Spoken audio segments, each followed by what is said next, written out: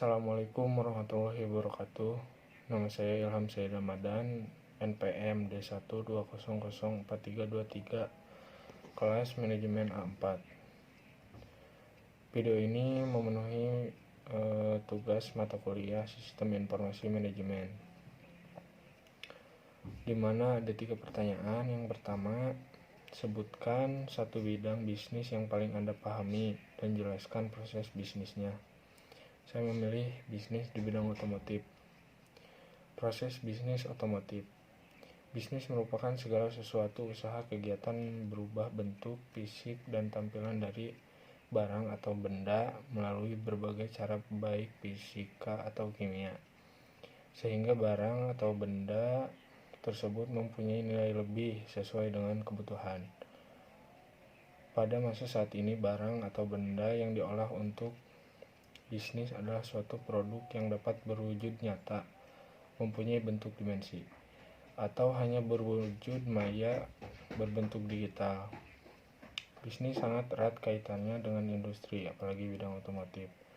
Industri merupakan segala rangkaian kegiatan manusia dengan segala kemampuan, ketekunan, dan keahliannya, dengan bentuk alat atau mesin dalam mengolah barang atau benda menjadi bahan baku, bahan setengah jadi, atau barang jadi, untuk meningkatkan nilai kualitas dan kegunaan barang tersebut.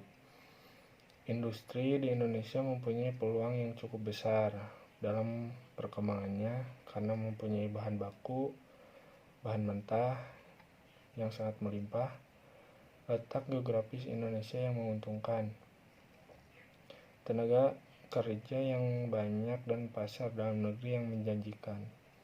Namun dalam kenyataannya, industri di Indonesia mengalami beberapa kendala, diantaranya pengusaha teknologi yang perlu ditingkatkan pada segi SDM, mutu barang yang kalah bersaing, dan juga sarana dan prasarana belum merata di seluruh wilayah.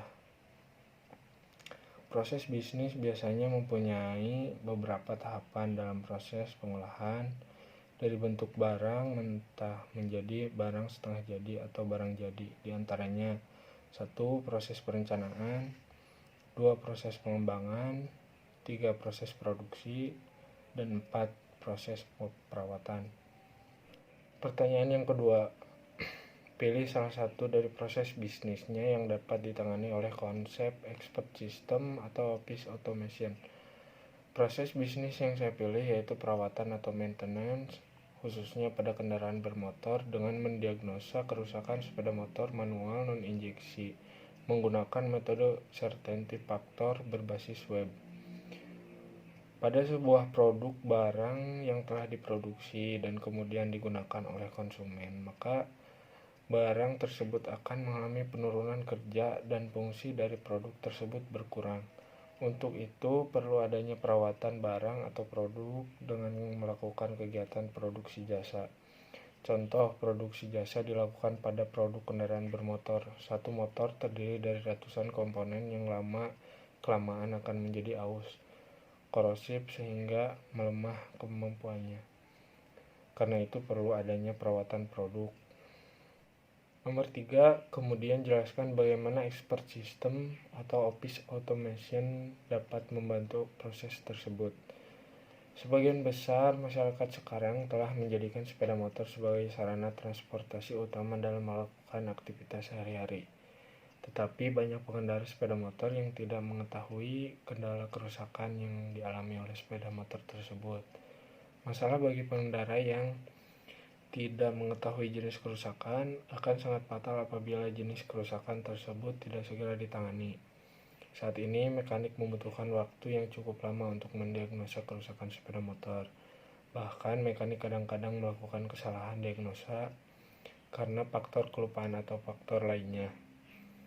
Dengan menggunakan metode sistem pakar, diharapkan kemampuan seorang pakar ahli dalam bidang otomotif, khususnya sepeda motor, bisa didistribusikan ke komputer dalam bentuk program sehingga dapat digunakan sebagai alat bantu bagi mekanik dalam mendiagnosa kerusakan atau bagi para pengguna sepeda motor yang awam.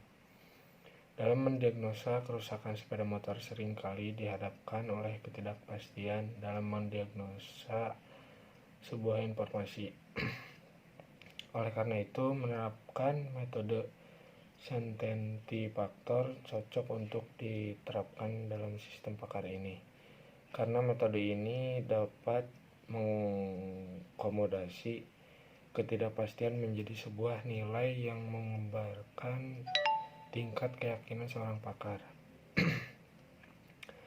Sistem pakar yang akan dibangun merupakan sebuah aplikasi sistem pakar berbasis web, MS Web. Dengan mengembangkan aplikasi berbasis web dapat membantu pemilik sepeda motor dalam melakukan diagnosis kerusakan pada sepeda motor di mana saja dan kapan saja.